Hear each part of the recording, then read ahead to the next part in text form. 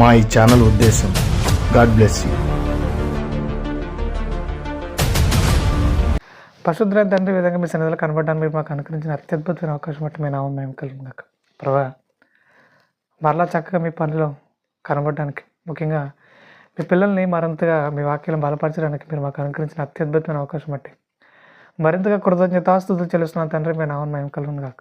ప్రభా, ఈరోజు ఒక అద్భుతమైన విషయం గురించి మాట్లాడాలని ఆశపడుతున్నాను. ఆయన మీ పిల్లలు మరింత లోతైన సంగతులు నేర్చుకున్నాయినా మీరు మరింత బలపరచబడడానికి మీ పరిశుద్ధాత్మ మాకు అందరినీ ఆకరించి మనం పెట్టుకుని ప్రాధాయపడుతూ మీ సహాయాన్ని అర్థిస్తూ త్వరలో రానైన మా ప్రభుత్వ రక్షకుడునైనా క్రీస్తు రాజమండ్రి ప్రభుత్వం మీ నామంలో ఈ ప్రార్థన మనం పెట్టుకుని పరలోకపు తండ్రి.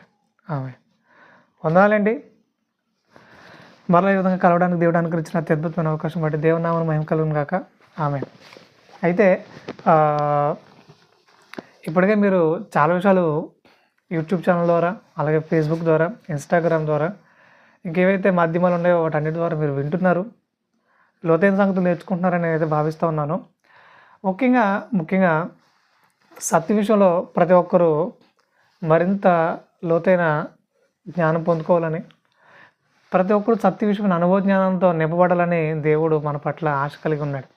సో అదే ప్రకారంగా మీరందరూ చక్కగా ప్రతిరోజు వాక్యం వింటున్నారని, ప్రతిరోజు వాక్య సంబంధమైన ఆలోచనతో నింపబడుతున్నారని, దేవుని చిత్తాన్ని సంపూర్ణంగా నెరవేరుస్తున్నారని వాక్యాన్ని బట్టి, ముఖ్యంగా మీరు వింటున్న సత్యాన్ని బట్టి నేను బలంగా నమ్ముతున్నాను. రైట్. అయితే ఈరోజు కూడా ఒక అద్భుతమైన విషయం నేర్చుకునే ప్రయత్నం చేద్దాం. ఏంటిది అని అంటే, ముఖ్యంగా చాలామంది ఈ రోజున చాలామంది బైబిల్ చదువుతున్నాం అనుకుంటున్నారేమో, కానీ అందరికి అర్థమవుతుందా బైబిల్? అర్థం కావట్లేదు. ఎందుకు అర్థం కావట్లేదు అంటే, చదవాలి కాబట్టి చదువుతున్నారు కొంతమంది. తర్వాత కొంతమంది ఎలా చదువుతున్నారంటే, ఎలాగైనా సరే బైబిల్ తప్పుపట్టాలి అన్నట్టుగా చదువుతున్నారు. వాళ్ళకి బైబిల్లో ఏదైనా తప్పులు ఉన్నాయా? అవి మాత్రం కనబడతాయి అన్నట్టు ఉంది. అది ముఖ్యంగా బైబిల్లో తప్పులు ఉన్నాయి మరి అంటే, బైబిల్లో తప్పులేమి లేవు. ఎవరైతే తప్పు చేశారో వాళ్ళని దేవుడు స్కిప్ చేయకుండా, దేవుడు వారిని స్కిప్ చేయకుండా తప్పు చేసినట్టు చూపించాడు, ఒప్పు చేసినట్టు చూపించాడు. దేవుని కోసం బలంగా నిలబడినట్టుగా చూపించాడు. ఎవరైతే పడిపోయారో పడిపోయినట్టుగా చూపించాడు. ఎవరైతే అజ్ఞానంగా ప్రవర్తించారో వారిని అజ్ఞానంగానే చూపించాడు. ఎవరైతే జ్ఞానం కలిగి ప్రవర్తించారో వాళ్ళని జ్ఞానవంతులుగానే చూపించాడు. దేవుడు పక్షపాతి కాడు, ఎవరు పక్షపాతి కాడు, నిష్పక్షపాతంగానే తన గ్రంథంలో అన్నీ రాయించుకున్నాడు. అంటే చూసారా ఇది చూసారా అని చాలామంది హడావుడి చేసేస్తూ ఉంటారు. అంటే ఇప్పుడు అది తప్ప అంటే దేవుడు ఏమైనా పనిగట్టుకుని చేయించాడు అది, లేదే వాళ్ళ అజ్ఞాన కృతం వల్ల ఇలా జరిగింది, మీరు అలా చేయకండి అని బుద్ధి చెప్పడానికి, మళ్ళీ మీరు కొలపడానికి అలా చేసుకుంటూ వచ్చాడు ఆయన. దాన్ని తప్పుపడటం ఏంటి? బుద్ధి లేకపోతే దాన్ని తప్పుపడటం ఏంటి? కాబట్టి ఆలోచించే విధానంలో అసలు ఈ మాట ఎందుకు రాయించాడు దేవుడు? ఎందుకు రాయించాడు? ఏ మాట అయినా సరే, ఇప్పుడు ఈ మాట ఇక్కడ ఎందుకు రాయించాడు ఆయన? ఏ సందర్భం గురించి అయినా సరే ఎందుకు రాయించాడు అనే విషయం మన అర్థం అయితే అప్పుడు మనం నేర్చుకునే విషయం అర్థమవుతుంది. అలా కాకుండా ఇలా తప్పు పట్టేద్దాం, అది చేసేద్దాం, ఇది చేసేద్దాం అంటే బైబిల్ ఎప్పటికీ అర్థం కాదు. ఇక అలాగే చాలామంది చదువుతున్నారు, కానీ ఎందుకో చదువుతున్నారు ఏదో నామకార్థంగా, ఈరోజు ఒక అధ్యాయం కంప్లీట్ చేయాలి కాబట్టి చదువుతున్నారు. అలాంటి వాళ్ళకి ఇప్పటికి బైబిల్ అర్థం కాదు.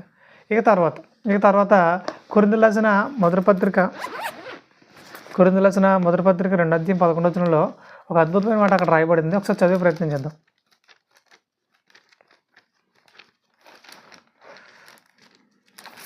కొరింథీయులకు మొదటి పత్రిక 2:11.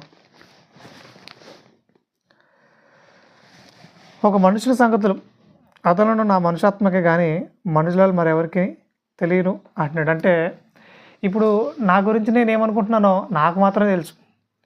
ఇప్పుడు మీ గురించి మీరు ఏమనుకుంటున్నారో అది మీకు మాత్రం తెలుసు, ఇంకెవరికి తెలీదు అంటున్నాడు. ఇంకెవరికి తెలీదు అంటే మన గురించి మనం ఏమనుకుంటున్నామో మన మాత్రం తెలుసు అన్నప్పుడు క్లియర్ కట్గా ఇక్కడ ఈ విషయం మనకు అర్థమైతే తర్వాత మాట రాయబడిద్ది. ఏమంటున్నాడు? అలాగే దేవుని సంగతులు దేవుని ఆత్మకే కానీ మరి ఎవరికి తెలియవు అంటున్నాడు. అంటే దేవుని సంగతులు తెలుసుకోవాలంటే దేవుని ఆత్మ కలిగి ఉండాలంటున్నాడు. దేవుని ఆత్మ కలిగి లేకుండా మనం దేవుని సంగతుల్ని తెలుసుకోలేము అంటున్నాడు. ఈరోజు చాలామంది బోధకులు తయారైపోరు. ఎలాగో తెలుసా? మేము బోధించేస్తాం బయలుదేరిపోరు. కానీ వాళ్ళ హృదయాల్లో దేవుని ఆత్మ లేదు. దేవుని ఆత్మ ఉంటే దేవుని సంగతులు చక్కగా స్పష్టంగా చెప్పగలుగుతారు. ముందు నేర్చుకోగలుగుతారు. ఫస్ట్ దేవుని మనసు ఏంటి, దేవుడి విషయంలో ఏం ఆశిస్తున్నాడు, అది ఏ సందర్భమైనా సరే ఈ విషయం ద్వారా మనకి ఏం నేర్పించాలనుకుంటున్నాడు అయినా ముందు వాళ్ళు నేర్చుకుని అనేక మందికి ఈ సత్యాన్ని చేరవేయాలనుకుంటారు. అలా కాకుండా నేను బోధించేయాలని బయలుదేరిపోయి అసలు ఎవడేం మాట్లాడుతున్నాడో తెలియదు, ఎవడేం బోధిస్తున్నాడో కూడా తెలియదు. రకరకాల బోధలు వచ్చేసినాయి, రకరకాల ఆలోచనలు వచ్చేసినాయి, రకరకాల పందాలు వచ్చేసినాయి. ఒకడేమో అవునంటాడు, ఒకడేమో కాదంటాడు. అసలు బైబిల్లో ఏముందో చూడరు ఎవరికాళ్ళు. బైబిల్లో ఏముందో అసలు పట్టించుకోవట్లేదు. ఎందుకనే ఇది అంతా జరుగుతుందంటే దేవుని ఆత్మ కలిగి వారు బైబిల్ చదవట్లేదు, దేవుని ఆత్మ కలిగి వారు బోధలు చేయట్లేదు. అలా బోధలు చేస్తే, దేవుని ఆత్మ కలిగి బోధ చేస్తే అందరూ ఒకటి బోధ మీద ఉంటారు కదా, ఒకటే బోధ మీద ఉంటారు కదా. ఇప్పుడు రకరకాల బోధలు వచ్చేసినంటే దాని అర్థం ఏంటి? అందరూ దేవుని ఆత్మ కలిగి బోధించట్లేదు, అందరూ దేవుని ఆత్మ కలిగి బైబిల్ చదవట్లేదు. అలా చదివితే అందరూ ఒకటే బోధ మీదకి వచ్చేస్తారు.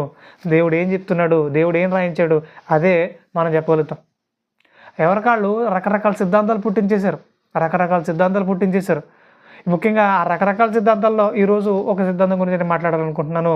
ఇన్స్టాగ్రామ్లో కూడా నా లాస్ట్ లైవ్ వీడియోలో కూడా నేను ఇదే విషయం ప్రస్తావించి మాట్లాడడం జరిగింది. ఏంటిది ఆ సిద్ధాంతాలు ఏంటిది అని అంటే, చాలామంది చాలా రకాల బోధనలు చేసేస్తున్నారు. ఏంటిదంటే చాలామంది త్రియేక దేవుని నామములో అన్నట్టుగా చాలామంది ప్రార్థన చేస్తున్నారు. ముఖ్యంగా వాళ్ళకి ఏమని అర్థమైంది? దేవుడు ఒక్కడే, అంటే తండ్రి అయిన దేవుడు ఒక్కడే. ఇప్పుడు ఆయనే యేసుక్రీస్తు కింద వచ్చాడు. ఇప్పుడు యేసుక్రీస్తు పరిశుద్ధాత్మ కింద మరలా భూమి మీదకి వచ్చాడు. ఇప్పుడు మళ్ళీ నివసిస్తున్నాడు. మొత్తం అంతా ఒకటే, ముగ్గురుగా లేరు అన్నట్టుగా చాలామంది మాట్లాడుతున్నారు. కొంతమంది అంటారు త్రిత్వము అంటారు, అంటే ముగ్గురుగా ఉన్నారు, ముగ్గురుగా పనిచేస్తున్నారు అంటే చాలామంది మాట్లాడుతున్నారు. ముఖ్యంగా బైబిల్ ఏం రాసింది? సరే, ఇప్పుడు రెండు వర్గాల మనకైతే క్లియర్గా కనబడుతున్నారు. ఇప్పుడు త్రియేక దేవుడు అంటున్నారు, అంటే ముగ్గురు ఒక్కడే, తండ్రే కుమారుడికి వచ్చాడు, కుమారుడే పరిశుద్ధాత్మ కింద వచ్చాడు, ఇది అన్నట్టు చాలామంది గట్టిగా బోధించేస్తున్నారు. అలాగే మరో వర్గం ఏంటిదంటే తండ్రి దేవుడు పరలోక ముందు ఉన్నాడైనా, ఓకే, ఇప్పుడు ఆయన కుమారుడిని మన పాప క్షమాపణ నిమిత్తమే పంపించాడు ఆయన. సో కుమారుడైన యేసుక్రీస్తు వారు భూమి మీదకి వచ్చారు. ఇలా భూమి మీద నుంచి ఆయన కార్యక్రమాన్ని కంప్లీట్ చేసుకుని మళ్ళీ పరలోకం వెళ్ళిపోయిన తర్వాత ఆదరణకర్త అనగా పరిశుద్ధాత్మనైనా మరలా పంపించారైనా. సో ఇది క్లియర్గా చాలామంది మాట్లాడుతున్నారు. సరే, ముఖ్యంగా ఇప్పుడు రెండు వర్గాల్లో ఏది నిజం? వాక్యం అసలు ఏం చెప్తుంది? మనం ఏం నేర్చుకోవాలి? అయినా ఇప్పుడు మనం నమ్ముకున్న దేవుని గురించి మనకి ఒక క్లారిటీ లేకపోతే రకరకాల బోధలు చేసేస్తూ ఉంటే మనం అసలు ఎక్కడున్నాం? ముఖ్యంగా చాలామంది వాళ్ళ దేవుళ్ళ గురించి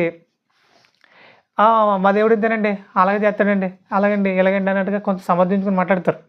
తర్వాత ఇప్పుడు ఇలా యేసుక్రీస్తు గురించి మాట్లాడుతూ, అది గురించి అందరి గురించి మాట్లాడుతూ చెడ్డ చేసి మాట్లాడుతున్న వారి దగ్గరికి వెళ్ళి, సార్ ఒకటి మా గ్రంథాలు ఏమి ఉన్నాయంటున్నారు కదా సార్, ఒకసారి మీ గ్రంథాలు కూడా చూద్దామా, అక్కడ ఏమన్నా ఒకసారి పరిశీలిద్దామంటే మా గొడవ నీకెందుకు అనుడి ఎక్కువైపోరు. అంటే మీ గొడవ ఎవరు తీయకూడదు. మొత్తానికి ఇందులోకి వచ్చేసి ఎవరో ఒకటి చెడ్డ చేసేద్దాం, బురద జల్లేద్దాం అనే ఆలోచనలు ఎక్కువైపోయినాయి. సరే సార్, ఒక విషయం చెప్పాలంటే ఎవరెవరో ఏదేదో మాట్లాడుతుంటారు. కానీ క్రైస్తవులుగా, సత్యం ఎరిగిన క్రైస్తవులుగా మనం నమ్ముకున్న దేవుని గురించి ఒక క్లారిటీ ఉండాలొద్దా? ఖచ్చితంగా ఉండాలి. ఇలా ఒక క్లారిటీ లేకుండా ఏదో మాట్లాడేద్దాం, ఏదో చేసేద్దాం అంటే దేవుడు దానికి ఆమోదించడు. దేవుడు దాన్ని దానిని అసహించుకుంటున్నాడు. కాబట్టి క్రైస్తవులుగా ఈరోజు మనం ఖచ్చితంగా ఏం నేర్చుకోవాలి? మనం నమ్ముకున్న ఆయన గురించి మనం ఒక క్లారిటీ తీసుకురావాలి, ఒక క్లారిటీ తెచ్చుకోవాలి. అది బైబిల్ ఏం చెప్తుంది అసలు? తండ్రి కుమారుడిగా వచ్చాడా? కుమారుడే పరిశుద్ధాత్మ కింద మరలా మన దగ్గరికి వచ్చేసాడా? ఇప్పుడు మళ్ళీ నివసిస్తున్నాడా? ఇప్పుడు పరలోకంలో దేవుడు లేడా? మనతో కూడా ఉన్నాడా? అసలు ఏం జరుగుతుంది? బైబిల్ అసలు ఏం చెప్తుంది? దాన్ని కూడా మనం పరిశీలించే ప్రయత్నం చేద్దాం. యోహాను రాసిన మొదటి పత్రిక 4వ అధ్యాయము మొదటి నుంచి ఒకసారి చూడగలిగితే,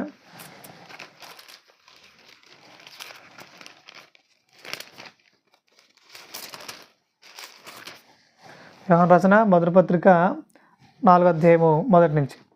ప్రియులారా, అనేకమైన అబద్ధ ప్రవక్తలు లోకంలోనికి బయలువెళ్ళి ఉన్నారు కనుక ప్రతి ఆత్మను నమ్మక ఆయా ఆత్మలు దేవుని సంబంధమైనవి కావో పరీక్షించుడి అంటున్నాడు. అంటే ఇప్పుడు అనేకులైన అబద్ధ ప్రవక్తలు లోకంలోనికి బయలుదేరిపోయారట. ఇప్పుడా అప్పుడా అంటే అపోస్తుడైన యోహాన్ గారు ఉన్నప్పుడే అనేకులైన అబద్ధ ప్రవక్తలు బయలుదేరిపోయారట. ఎందుకు ఆయన అంత బలమైన మాట ప్రస్తావించి మాట్లాడుతున్నాడు?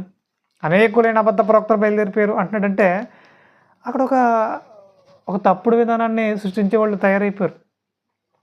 రకరకాల సిద్ధాంతాలు పుట్టించే వాళ్ళు అప్పుడే తయారైపోయారు. అలా తయారైపోయి అసలు ఏం మాట్లాడుతున్నారంటే ఈ తర్వాత వచ్చినకి వచ్చేది మనం యేసుక్రీస్తు శరీరధారి వచ్చినని ఏ ఆత్మ ఒప్పుకోను అది దేవుని సంబంధమైనది అంటున్నాడు. అంటే చాలామంది యేసుక్రీస్తు శరీరధారి వచ్చాడు అని నమ్మట్లేదు. ఆ కాలంలోనే నమ్మట్లేదు. ఎందుకు నమ్మట్లేదు నాయన అంటే ఇగో తండ్రే యేసుక్రీస్తు కింద వచ్చేసాడు, తండ్రే యేసుక్రీస్తు కింద వచ్చేసాడు అంటున్నారు చాలామంది.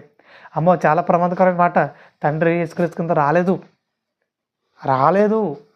ఇప్పుడు యేసుక్రీస్తు శరీరధారి వచ్చినని ఏ ఆత్మ ఒప్పుకొనదో అది దేవుని సంబంధమైనది కాదు అంటున్నాడు. ఈరోజు ఆ రోజే చాలామంది శరీరధారిగా యేసుక్రీస్తు రాలేదు, తండ్రి వచ్చాడు అంటున్నారు. కాబట్టి ఈ పోరాటంలో అపోస్తుడైన యోహాన్ గారు బలంగా నిలబడి అనేకులైన ఆత్మలు వచ్చేసాయి, అవి దేవుని సంబంధమైన కావు పరీక్షించండి. రకరకాల అబద్ధ ప్రవక్తలు వచ్చేసారు, అవన్నీ మీరు పరీక్షించుకోవాలి, లేదంటే మోసపోతారు అంటున్నాడు. ఈ రోజున కూడా చాలామంది ఏమంటున్నారు? తండ్రే యేసుక్రీస్తు కింద వచ్చేసాడు అంటున్నారు. మరి బైబిల్ అలాగే చెప్తుందా అంటే చెప్పట్లేదు. ఏ ఆత్మ యేసుక్రీస్తు శరీరధారిగా వచ్చాడు, యేసుక్రీస్తు శరీరధారిగా వచ్చినని ఏ ఆత్మ ఒప్పుకోనునో అది దేవుని సంబంధమైనది అంటున్నాడు. అలా ఒప్పుకోదు అది దేవుని సంబంధమైనది కాదంటున్నాడు. తండ్రి కుమారుడిగా వచ్చేసాడు అంటున్నారా? మీకంటే బుద్ధిహీనులు అబద్ధికులు మరొకరు ఉండరు అని ఆనాడే యోహాన్ గారు బలంగా కొద్ది చెప్తున్నాడు. ఇక తర్వాత ఏ ఆత్మ యేసును ఒప్పుకొనదో అంటే కుమారుడిగా ఒప్పుకొనదో అది దేవుని సంబంధమైనది కాదంటున్నాడు. దీనిని బట్టి దేవుని ఆత్మను మీరు ఎరుగుదురు. క్రీస్తు విరోధి ఆత్మ వచ్చినని మీరు వినిన సంగతి ఇదే. ఇదివరకే అది లోకంలో ఉన్నది. కాబట్టి క్రీస్తు విరోధి ఆత్మ ఏం చెప్తుంది? తండ్రే కుమారుడిగా వచ్చేసాడు అని చెప్తుంది. మరి ఈ బోధ కరెక్టా అంటే ఏమాత్రం కూడా బైబిల్ ప్రకారంగా కాదని ఆనాడే యోహాన్ గారు బలంగా గుర్తు చెప్తున్నాడు. అంటే అప్పుడే త్రిత్వము ఈయన మాట్లాడుతున్నాడు. కానీ అక్కడ చాలామంది త్రియేకము అంటున్నారట. త్రియేకం అంటే ముగ్గురు అక్కడే, తండ్రిదే కుమారుడి కింద వచ్చేసాడు, కుమారుడే మళ్ళీ పరిశుద్ధాత్మ కింద వచ్చేసాడని బలమైన బోధలు చేసేస్తున్నారట. అప్పుడే ఈ డిస్కషన్ నడుస్తుందట. అలాగే ఇక తర్వాత ఈ డిస్కషన్లో మూర్ఖత్వం బాగా ఎక్కువైపోయింది. చాలామందికి ఎక్కువైపోయి ఇక రకరకాల ఆలోచనలకు నింపబడిపోయి ఇక వాదనలు చేసేస్తున్నారట. తండ్రి కుమారుడు కింద వచ్చాడు అని గట్టిగా చేస్తున్నాడు. అప్పుడు అపోస్తుడైన యోహాన్ గారు ఒక బలమైన యుద్ధాన్నే జరిగించాల్సి వచ్చింది. ముఖ్యంగా చెప్పాలంటే యోహాను రాసిన మొదటి పత్రిక 2వ అధ్యాయం 18 వచనం నుంచి ఒకసారి చూడగలిగితే, చిన్నపిల్లలారా, ఇది కడవరి కార్యం. క్రీస్తు విరోధి ఆత్మ వచ్చినని వింటారు కదా. ఇప్పుడును అనేకులైన క్రీస్తు విరోధులు బయలుదేరి ఉన్నారు. ఇటు అప్పటికే బయలుదేరిపోయారట.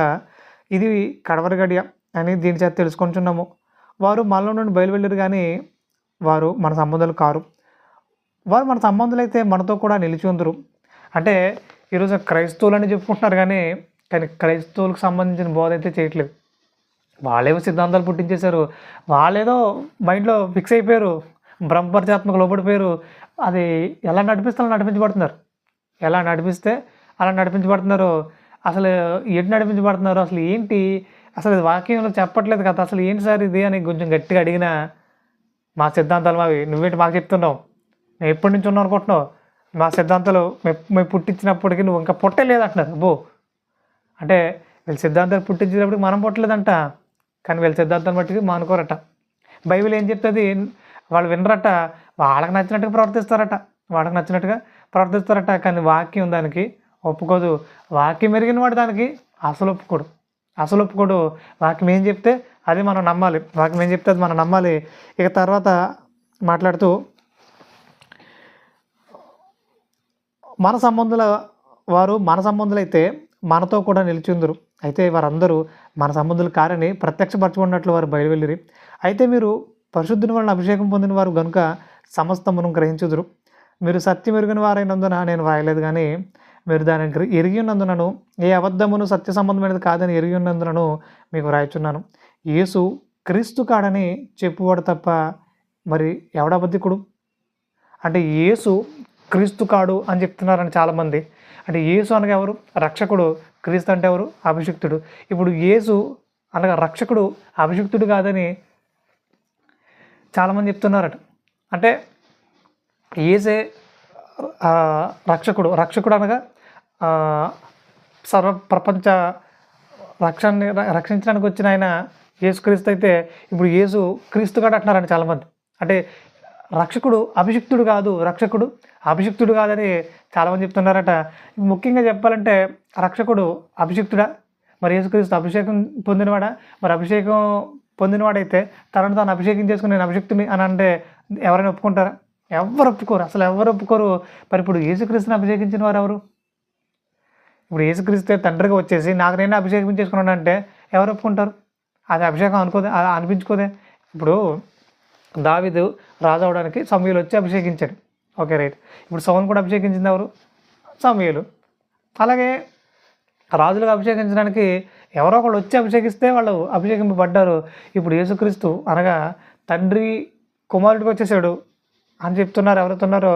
ఇప్పుడు అలా యేసు క్రీస్తు అయితే అనగా రక్షకుడు అభిషిక్తుడైతే అతను అభిషేకించేసుకుంటే ఆ అభిషేకం వాక్య ప్రకారంగా కరెక్ట్ కాదు. ఇప్పుడు యేసుక్రీస్తుని అభిషేకించింది ఎవరు? యేసుక్రీస్తుని అభిషేకించింది ఎవరు అని అంటే అపోస్తుల కార్యాలు. అపోస్తుల కార్యాలు 10వ అధ్యాయం 38 ఒకసారి చూడగలిగితే యేసుక్రీస్తుని అభిషేకించింది ఎవరు అని ఒకసారి మనం పరిశీలించగలిగితే, అంటే చాలామంది తండ్రి యేసుక్రీస్తు కింద వచ్చేసాడు అంటున్నారు. ఇప్పుడు తండ్రి యేసుక్రీస్తు కింద వచ్చేస్తే అతను అభిషేకం చేసుకున్నాడు అంటారా? దాన్ని మనం అలాగే నమ్మాలా? ఇప్పుడు అలాగే మనం ముందుకు తీసుకెళ్ళాలా? సో వాక్యం ఏం చెప్తుంది? మనం దాన్ని ఫాలో అవ్వాలి తప్ప ఎవడో ఏదో చెప్పాడని చెప్పేసి దాన్ని మనం ఫాలో అవ్వకూడదు. అలా ఫాలో అయితే వాడు పాతాళంకి వెళ్ళిపోతాడు, మనల్ని కూడా పాతాళానికి తీసుకెళ్ళిపోతాడు. సో చాలా జాగ్రత్త అవసరం వాక్యం పట్ల. అపోస్తుల కార్యాలు 10వ అధ్యాయం 38 ఈ మాట మనకు చాలా క్లియర్ కట్గా అర్థమవుతుంది. అదే తనగా దేవుడు అనగా పరలోకమందున్న తండ్రి గురించి ఆయన మాట్లాడుతున్నాడు. దేవుడు అనగా మనకి పరలోకమందున్న తండ్రి కనబడుతున్నాడు. నజరేయుడైన యేసును అంటున్నాడు. అనగా రెండో వ్యక్తి యేసుక్రీస్తు వారు మనకు కనబడుతున్నారు. అంటే తండ్రే కుమారుడిగా రాలేదు, వీరిద్దరు మనకు చాలా క్లియర్గా కనబడుతున్నారు. ఇక మూడోదిగా పరిశుద్ధాత్మతోనూ అంటున్నాడు. అంటే మూడో వ్యక్తి పరిశుద్ధాత్ముడు మనకు చాలా క్లియర్గా కనబడుతున్నారు. ముగ్గురు చాలా వివరంగా మనకు కనబడుతున్నారు. ఇప్పుడు తండ్రి యేసుక్రీస్తు కింద వచ్చేస్తే పరిశుద్ధాత్మ అభిషేకం చేసుకుంటే ఇవంతా బోటకం మాటలు. చాలామంది ఇదే మాట్లాడుతున్నారు, తండ్రి యేసుక్రీస్తు కింద వచ్చేసాడు అంటున్నారు. ఇప్పుడు అలా అయితే ఇప్పుడు దేవుడు అబద్ధికుడు అవుతాడు. మరి వీళ్ళ బోధ ప్రకారంగా ఏమవుతాడు? దేవుడు అబద్ధికుడు అవుతాడు. తనను తాను అభిషేకించుకోలేదు. తండ్రి అయిన దేవుడు యేసుక్రీస్తుని పరిశుద్ధాత్మతో అభిషేకించాడట. పరిశుద్ధాత్మతోను శక్తితోనూ అభిషేకించను అంటున్నాడు. మరి ఇప్పుడు వాక్యం చెప్పింది మనం నమ్మాలా? ఎవరో ఏదో చెప్పింది నమ్మాలా? కాబట్టి ప్రియమైన వాళ్ళారా, వాక్యాన్ని బట్టి ఒక్కొక్కటిగా మనం వాటన్నిటిని పరిశీలించే ప్రయత్నం చేద్దాం, నేర్చుకునే ప్రయత్నం చేద్దాం. అలా కాకుండా నేను ఎవడో ఏదో చెప్తే అది నమ్మేస్తాను, ఇంకోటి ఏదో చెప్తే అది నమ్మేస్తాను అన్నట్టుంటే దేవుడు మిమ్మల్ని అసహించుకుంటాడు. వాళ్ళని ఎలాగో పాతాళానికి పంపిస్తున్నాను ఆయన, నువ్వు కూడా పాతాళానికి వెళ్ళిపోవడానికి రెడీ అయిపో అంటున్నాడు. ఖచ్చితంగా నువ్వు కూడా పాతాళానికి వెళ్ళిపోవడానికి రెడీ అయిపో. ఎందుకంటే నువ్వు నేను చెప్పిన వాక్యం వినడం మానేసి, నేను చెప్పిన వాక్యం నమ్మడం మానేసి ఎవడో ఏదో చెప్తే అది నమ్మేస్తానంటే ఎలా? ఎవడో ఏదో ఒక సిద్ధాంతం పుట్టించింది నమ్మేసి నేను దాని ప్రకారంగా కొనసాగిపోతున్నట్టు ఎలా కుదురుతుంది? కాబట్టి దేవుడు దానికి ఒప్పుకోడు, ఆమోదించడు. దేవుడు ఏం చెప్తుంది మనం నమ్మాలి, దేవుడు ఏం చెప్తుంది మనం పాటించాలి, అలాగే ముందుకెళ్ళాలి. అంతే తప్ప ఎవరైతే చెప్తే అది నమ్మేసి ఎవరు ఎలా నడిపించితే అలా నడిపించబడదు అనేది సాధారణ లక్షణం. అలా మీరెవరు ఉండకూడదని వాక్యాన్ని బట్టి మీకు తెలియజేస్తున్నాను. ఇక తర్వాత ఇప్పుడు యేసుక్రీస్తు చాలా క్లియర్ కట్గా ఆయన నేను కుమారుడిని చాలా సందర్భాలు ఆయన మాట్లాడడం జరిగింది. నా తండ్రి అని చాలా వివరంగా ఆయన మాట్లాడుతూ వస్తారు. ఆయన అది తప్ప నేనే తండ్రిని నేను ఎక్కడైనా చెప్పలేదు. చాలామంది భ్రమింపజేస్తున్నారు, జాగ్రత్త పడాలి. ఇక తర్వాత యోహాను రాసిన మొదటి పత్రిక 2:22 ఏమంటాడంటే, యేసు క్రీస్తు కాడని ఎవడైతే అంటున్నాడో వాడే క్రీస్తు విరోధి అంటున్నాడు. వాడే వాక్యపు విరోధి అంటున్నాడు. అంటే ఇప్పుడు యేసు అభిషిక్తుడు కాడా? అభిషిక్తుడే. అతను అభిషేకించుకున్నాడా? కాదు. తండ్రి అయిన దేవుడు పరిశుద్ధాత్మతో అభిషేకించాడు. ఇది మనకు చాలా క్లియర్ కట్గా అర్థమవుతుంది. చాలామంది యేసుక్రీస్తు అంటే యేసు క్రీస్తు కాడు అంటున్నారు. వాళ్ళందరూ ఎవరు అంటున్నాడు? క్రీస్తు విరోధులు అంటున్నాడు. ఎవరైతే యేసును క్రీస్తు కాదు అంటున్నారో, అనగా అభిషిక్తుడు కాదు అంటున్నారో వాళ్ళందరూ క్రీస్తు విరోధులట. అలాంటి గుంపులు మీరెవరు చేరకూడదని వాక్యాన్ని బట్టి మీకు తెలియజేస్తున్నారు. ఇక తర్వాత మన తండ్రిని ఒప్పుకోవాలి, కుమారుని కూడా ఒప్పుకోవాలి. ఇద్దరు కూడా ఉన్నారు. అంతే తప్ప తండ్రి కుమారుడిగా రాలేదు. 1కి 10 సార్లు చెప్పినా సరే, ఎన్నిసార్లు చెప్పినా సరే తండ్రిగానే ఉన్నాడు, కుమారుని పంపించాడు. ఎందుకు ఇంత నొక్కి ఒక్కడి నుంచి మాట్లాడాల్సి వస్తుందంటే, చాలామంది బలంగా బోధన చేసేసి, బలంగా పెద్ద పెద్ద మైకులు పెట్టేసి, పెద్ద పెద్ద కేకలు వేసేస్తే నిజమైపోద్ది అనుకుంటున్నారు. అందుకని 1కి 10 సార్లు చెప్పాల్సి వస్తుంది. ఏమని ఇప్పుడు తండ్రి కుమారుడిగా రాలేదు, తండ్రిలోనే ఉన్నాడు, తన కుమారుని భూమి మీద పంపించాడు. ఆ తర్వాత యేసుక్రీస్తు పరలోకం వెళ్ళిపోయిన తర్వాత ఆయన ఆదరణకర్తను అనగా పరిశుద్ధాత్మను పంపించారు. ఇలా ముగ్గురు కూడా మనకి చాలా క్లియర్గా బైబిల్లో కనబడుతున్నారు. కానీ చాలామంది త్రేకము అనగా ముగ్గురు ఒక్కడి కింద ఉండి యాక్ట్ చేశాడు అన్నట్టుగా చాలామంది మాట్లాడుతున్నారు. ఇది చాలా తప్పుడు విధానాన్ని మీకు వాక్యాన్ని బట్టి తెలియజేస్తున్నాను. ఇక తర్వాత యోహాను రాసిన మొదటి పత్రిక 3:8 ఒకసారి చూడగలిగితే, యోహాను రాసిన మొదటి పత్రిక 3:18 చిన్నపిల్లలారా, మాటతోనూ నాలుగుతోనూ కాక క్రియతోనూ సత్యంతోనూ ప్రేమతము. ఇందువలన మనం సత్య సంబంధులమని ఎరుగుదుము. దేవుడు మన హృదయం కంటే అధికుడే సమస్తమును ఎరిగి ఉన్నాడు గనుక మన హృదయం ఏ విషయములలో మన ఎందుకు దోషారోపణ చేయనో ఆయా విషయములలో ఆయన ఎదుట మన హృదయం సమ్మతిపరచుకుందాము అంటున్నాడు. అంటే ఎప్పటివరకు మనం ఏదైతే బోధ నమ్మేసామో ఆ బోధ విషయంలో ఒప్పుకోలు కావాలంటున్నాడు. అలా ఒప్పుకోకుండా ఇప్పుడు దాకా నేను ఏదైతే వ్యర్థమైన వాటిలో ఉన్నానో నేను వాటిలోనే ఉండిపోతాను, అక్కడే ఉండిపోతాను, నేను బయటకు రాను అంటే కనుక దేవుడు మిమ్మల్ని అసహించుకుంటున్నాడు. ఎవరైనా సరే తన పిల్లలు పరిశుద్ధులుగా మారాలని కోరుకుంటారు, అంటగా యథార్థంగా ఉండాలనుకుంటారు, అలాగే ప్రయోజనకారులుగా ఉండాలని కోరుకుంటారు. అంతేగాని ఇప్పటివరకు ఏదో తాగకదైనా ఇంకా అలాగే ఉండిపో, ఇంకా అలాగే చెడిపో అని ఏ తల్లిదండ్రులు నేను అంటారా? అనరు. ఇప్పుడు పరలోక ముందు తండ్రి కూడా మీకు ఏదైనా దోషారోపణగా కనబడుతుందా? వాటన్నింటి నుంచి మేము విడుదల పొందండి, సత్యంలో అడుగు పెట్టండి, సత్యం కోసం నిలబడండి, సత్య సంబంధాలుగా కొనసాగండి. అంతే తప్ప మీరు అదే అజ్ఞానంలో ఉండిపోవడం నాకు ఇష్టం కాదని పరలోక ముందు తండ్రి మనకు చాలా క్లియర్ కట్గా ఆయన మనకు వివరిస్తున్నాడు. ఇక తర్వాత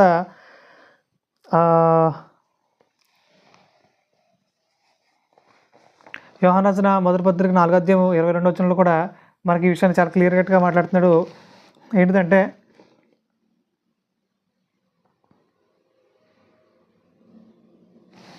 రెండో అధ్యాయం 22 యేసుక్రీస్తు కాడని చెప్పువాడు తప్ప మరి ఎవడ బద్దకుడు? తండ్రిని కుమారుని ఒప్పుకొనని వీడే క్రీస్తు విరోధి. కుమారుని ఒప్పుకొనని ప్రతివాడును తండ్రిని అంగీకరించేవాడు కాడు అంటున్నాడు. అంటే కుమారుని ఒప్పుకోకపోతే నువ్వు తండ్రిని కూడా అంగీకరించట్లేదని చాలా క్లియర్గా మనకు అర్థమవుతుంది. కుమారుని ఒప్పుకునేవాడు తండ్రిని అంగీకరించేవాడు అంటున్నాడు. ఈ రోజున చాలామంది కుమారుని ఒప్పుకోవట్లేదు. కుమారుడు పెద్ద ఏం లేదండి, తండ్రి అయిన దేవుడే నికరం, ఇప్పుడు మనం ఆయనే నమ్మాలి, ఆయన కోసం బ్రతకాలి అన్నట్టుగా చెప్తున్నారు. అంటే కుమారుడికి పెద్దగా ఇంపార్టెంట్ ఇవ్వట్లేదు, అంటే యేసుక్రీస్తు వారికి పెద్ద ఇంపార్టెంట్ ఇవ్వట్లేదు చాలామంది. యేసుక్రీస్తు దేవుడు కాదండి, తండ్రి దేవుడే, తండ్రి అయిన దేవుడు ఒకడే, ఇంకెవరి దేవుడు కాదు అటు అన్నట్టు చాలా గట్టిగా మాట్లాడుతున్నారు. ఇప్పుడు కుమారుని ఒప్పుకుంటేనే తండ్రిని ఒప్పుకున్నట్ట, కుమారుని ఒప్పుకోకపోతే తండ్రిని ఒప్పుకోనట, వాడు క్రీస్తు విరోధట. కాబట్టి మనం నమ్ముకున్న దేవుని విషయమై మనకు క్లారిటీ వచ్చినప్పుడు మనం మరింత బలంగా నమ్ముకోగలుగుతాం, తండ్రి అయిన దేవుని మరింత నమ్మకంగా మన ముందు తీసుకెళ్ళగలుగుతాం. అంతే తప్ప ఏదేమైతే ఏముందండి, ఇప్పుడు ఎలా అయితే ఏముంది, మనం నమ్ముకున్నాం కదా అన్నట్టు చాలామంది మాట్లాడతారు. ఇప్పుడు ఏ గడ్డి అయితే ఉందని తినేద్దాం అంటే తినేస్తారా? చాలా స్పష్టంగా క్లియర్గా చూసుకుని ఇది తినేదా కాదా, తినొచ్చా తినకూడదా, ఇది తింటే మనకేంటి ఆరోగ్యం, ఎలాంటి విటమిన్స్ వస్తాయి శరీరానికి, ఇవన్నీ తెలుసుకుని తింటున్నారు కదా. అలాగే అలాగే ఇప్పుడు ఏది వాక్యం చెప్తుంది, ఏది వాక్యం చెప్పట్లేదు, ఏది కల్పించింది, ఏది కల్పించినది అనగా వాక్యం ఏది శ్రేష్టమైనది, ఏది శ్రేష్టమైనది, ఏది శ్రేష్టమైనది కాదు, క్లియర్గా చూసుకోవాలి, చదవాలి, నేర్చుకోవాలి, దాన్నే మనం నమ్మాలి. అదే తప్ప ఏది పడితే అది నమ్మేస్తే మన పరలోకం అయితే వెళ్ళము. ఇది క్లియర్గా గుర్తుపెట్టుకోవాలి. మనం పరలోకం అయితే వెళ్ళము, పాతాళంకి వెళ్ళిపోతాం. కాబట్టి వినే విషయంలో మీరు జాగ్రత్త కలిగి ఉండాలని వాక్యాలు ఎన్నోసార్లు ఆయన ప్రశ్నించి మాట్లాడుతున్నాడు. అదే తప్ప మేము ఇంక మళ్ళీ అదే పందాన్ని కొనసాగిస్తామంటే దేవుడు ఏమాత్రం కూడా దాన్ని ఒప్పుకోడు. ఇక తర్వాత యోహాను రాసిన మొదటి పత్రిక 4వ అధ్యాయము 8వ వచనం ఒకసారి చూడగలిగితే, దేవుడు ప్రేమస్వరూపి, ప్రేమ లేనివాడు దేవుని ఎరుగడు. మనము ఆయన ద్వారా జీవించినట్లు దేవుడు తన అద్వితీయ కుమారుని లోకంలోనికి పంపినంటున్నాడు. అంటే దేవుడే తన అద్వితీయ కుమారుని లోకంలోనికి పంపించినట్టున్నాడు. ఇది కాకుండా ఇంకేవో బోధలు చేస్తున్నారా, దేవుడు దానికి ఒప్పుకోవట్లేదు. ఇది ఒకటి గుర్తుపెట్టుకోవాలి. దేవుడు తన కుమారుని పంపించాడు, దేవుడే కుమారుడిగా రాలేదు. ఇది గుర్తుపెట్టుకోవాలి. ఇక తర్వాత 14 వచ్చిన ఒకసారి చూడగలిగితే, మరియు తండ్రి తన కుమారుని లోకరక్షకుడుగా ఉండుటకు పంపినట్టు మేము చూచి అంటున్నాడు. అంటే దేవుడు తన కుమారుని లోకరక్షకుడిగా పంపించాడు. దేవుడే అనగా తండ్రి కుమారుడిగా రాలేదు అని మరొకసారి నొక్కి చెప్తున్నాడు. ఇక తర్వాత 15 వచ్చిన, యేసు దేవుని కుమారుని ఎవడు ఒప్పుకొనునో వానిలో దేవుడు నిలుచున్నాడు అంటున్నాడు. వాడు దేవుని యందు ఉన్నాడు అంటున్నాడు. ఒకవేళ అలా ఒప్పుకోకపోతే, అంటే దేవుడు తన కుమారుని పంపించాడని మనం ఒప్పుకోకపోతే మనం దేవుని యందు లేము అంటున్నాడు. మరి ఎవరి యందు ఉంటాం? సాతాను యందు ఉంటాం, వాని క్రియలు యందు ఉంటాం. వాని క్రియలు మనం ఉంటే ఖచ్చితంగా వాడు మండుచున్న అగ్నిలోనికి త్రోయబడతాడు. మనం కూడా అలాగే మండుచున్న అగ్నిలోనికి త్రోసివేయబడతాం.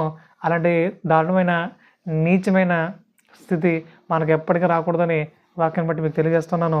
ఇక తర్వాత యోహాను రాసిన మొదటి పత్రిక 5వ అధ్యాయం 1వ వచనం చూడగలిగితే, యేసే క్రీస్తు అయి ఉన్నాడని నమ్ము ప్రతివాడును దేవుని మూలముగా పుట్టి ఉన్నాడు. అంటే ఇప్పుడు యేసే క్రీస్తు అయి ఉన్నాడని నమ్మితేనే మనం దేవుని మూలంగా పుట్టిన వారు అవుతాం, లేదంటే దేవుని మూలంగా పుట్టలేదు. మరి ఎవరి మూలంగా పుట్టాం అంటే మీ తండ్రి అయిన అపవాద సంబంధాలు అంటున్నాడు దేవుడు. కాబట్టి అలాంటి అపవాద సంబంధాలుగా మనం ముద్ర వేయబడక ముందే మేల్కొని తండ్రి అయిన దేవుడు తన కుమారుని పంపించాడని, యేసు క్రీస్తు అయి ఉన్నాడని అనగా రక్షకుడైన యేసుక్రీస్తు రక్షించడానికి అభిషేకం పొందుకున్నాడని మనం నమ్మాలి. ఆ అభిషేకం తండ్రి అయిన దేవుడు చేసేటి పరిశుద్ధాత్మతో అని మనం నమ్మాలి. ఇలా కాకుండా ఇంక ఎలా నమ్మినా సరే మనం దారి తప్పుతాం. దానివల్ల ఖచ్చితంగా పాతాళంకి వెళ్ళిపోతాం. ఇక తర్వాత ఇప్పుడు దాని కుమారుని గురించి ఎన్నోసార్లు ఆయన సాక్ష్యం ఇచ్చుకుంటూ వచ్చాడు. ఆయన నేను నా కుమారుని పంపించానని, దేవుడు తన కుమారుని పంపించాడని చాలా చోట్ల మనం చదువుతూ వచ్చాం. ఇక తర్వాత యేసుక్రీస్తు మనకు తండ్రి కాదు. ఇది విషయం గుర్తుపెట్టుకోవాలి. యేసుక్రీస్తు మనకి తండ్రి కాదు. యేసు తండ్రి అని చాలామంది మాట్లాడతారు. యేసు అయితే తండ్రి మనకు కాదు.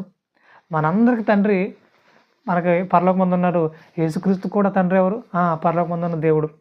ఇప్పుడు యేసుక్రీస్తు మనకి ఏమవుతాడు అని అంటే, మరి వాక్య ప్రకారంగా అన్నయ్య అవుతాడు. అన్నయ్య అనగా సహోదరుడు, మనందరిలో సహోదరుడు, జ్యేష్ఠపుత్రుడు ఆయన.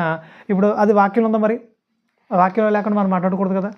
ఖచ్చితంగా అది కూడా మనం పరిశీలించే ప్రయత్నం చేద్దాం. రోమిల పత్రిక 8వ అధ్యాయము 29 వచ్చిన ఒకసారి చూడగలిగితే, రోమిల పత్రిక 8వ అధ్యాయము 29 వచ్చిన, ఎందుకనగా తన కుమారుడు అనేక సహోదరులు జ్యేష్ఠుడగినట్లు అంటున్నాడు.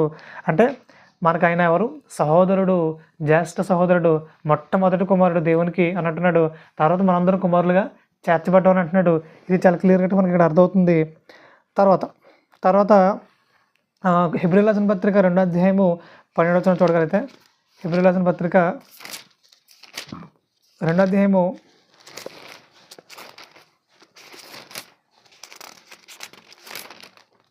12వ వచనం,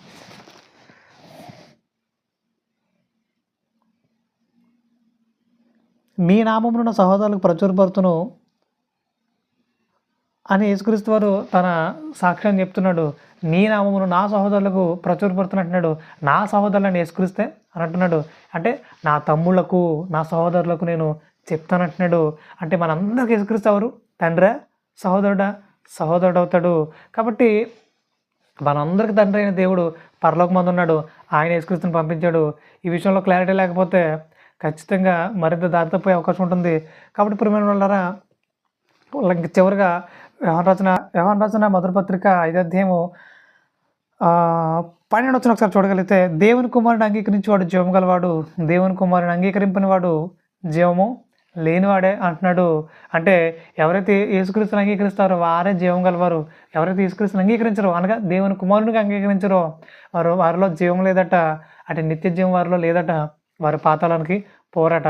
సో వీటన్నింటిని దృష్టిలో పెట్టుకుని, ముఖ్యంగా తండ్రి అయిన దేవుడు పరలోకమందు ఉన్నాడు. ఆయన యేసుక్రీస్తుని తన కుమారునిగా పంపించాడు. ఈ విషయం మనకు చాలా క్లియర్గా అర్థం అవ్వాలి. ఇది కాకుండా ఇంకే బోధ చేసినా సరే, త్రియేకము అనగా ముగ్గురు ఒక్కడే, తండ్రి తన కుమారుడికి వచ్చేసాడని ఏదైనా వాదన చేశారా, అది వాక్యాన్ని బట్టి చాలా తప్పు, అది చాలా పాపం. అది మీరు పరలోకానికి అయితే వెళ్ళరు, పాతాళానికి వెళ్ళిపోతారు. మీ బోధ నమ్మి ఎవరైనా ఆ బోధ మీద నిలబడ్డారా, వాళ్ళు కూడా మీతో పాటుగా పాతాళానికి వెళ్ళిపోతారు. అలాంటి బోధలు మీరు చేయకూడదు. వాక్యం ఏం చెప్తే మనం నమ్మాలి. ఇంక ఈ విషయంలో మీకు ఏదైనా డౌట్స్ ఉన్నాయా, ఖచ్చితంగా మనం మాట్లాడే ప్రయత్నం చేద్దాం. మీకు ఏం డౌట్స్ ఉంటే ఖచ్చితంగా కామెంట్ చేసే ప్రయత్నం చేయండి. వాటన్నిటిని మనం నివృత్తి చేసుకునే ప్రయత్నం చేద్దాం. అంతే తప్ప నేను పట్టుకున్న కుందేలకు మూడే కాళ్ళు అన్నట్టుగా మీరు ఉంటే, మూర్ఖంగా ప్రవర్తిస్తే కనుక దేవుడి విషయంలో ఏమాత్రం కూడా క్షమించడు, మిమ్మల్ని పాతాళానికి పంపించేస్తాడు. కాబట్టి అలా పాతాళం వెళ్ళిపోకముందే మీరు మెలుకోవాలని, మీరందరూ పరలోక సంబంధులుగా కొనసాగాలని మనస్ఫూర్తిగా కోరుకుంటూ, వాక్యాన్ని బట్టి మీరు మరింత బలపరచబడాలని మీ సహోదరుడిగా అర్థిస్తూ నా మాటలు ముగిస్తున్నాను. ప్రార్థన చేసుకుందాం. పరిశుద్ధమైన తండ్రి, ఇంత అద్భుతం ఆకర్షణ కల్పించి లోతైన సంగతులు నేర్పిస్తూ వచ్చారు ప్రభావ, మీ నామం ఇంకలుగా కాక తండ్రి. మీ విషయమే ఒక మంచి క్లారిటీ ఈరోజు మాకు అనుగ్రహిస్తూ వచ్చారు ప్రభావ. అలాగే ప్రభావ, ఇంకా చాలా విషయాలు మేము నేర్చుకోవాల్సింది ఉందనైనా, 1 by 1 వాటన్నిటిని నేర్చుకోవడానికి, లోతైన సంగతులు నేర్చుకోవడానికి, మరింత పరిపూర్ణంగా మీ ఆలోచన నింపడానికి మీ గొప్పదైన కృప, మీ కనుక మా పట్ల సమృద్ధిగా కుమరించి నెట్టుకుంటూ ప్రాధాన్యపడుతూ, త్వరలో రానేమో పొరుగు రక్షకుడు నేను క్రీస్తు శాశ్వత పవిత్రమైన నామములో ఈ ప్రార్థన మనం పరలోకపు తండ్రి. ఆమేన్. వందనాలండి. Thank you so much. Love you so much.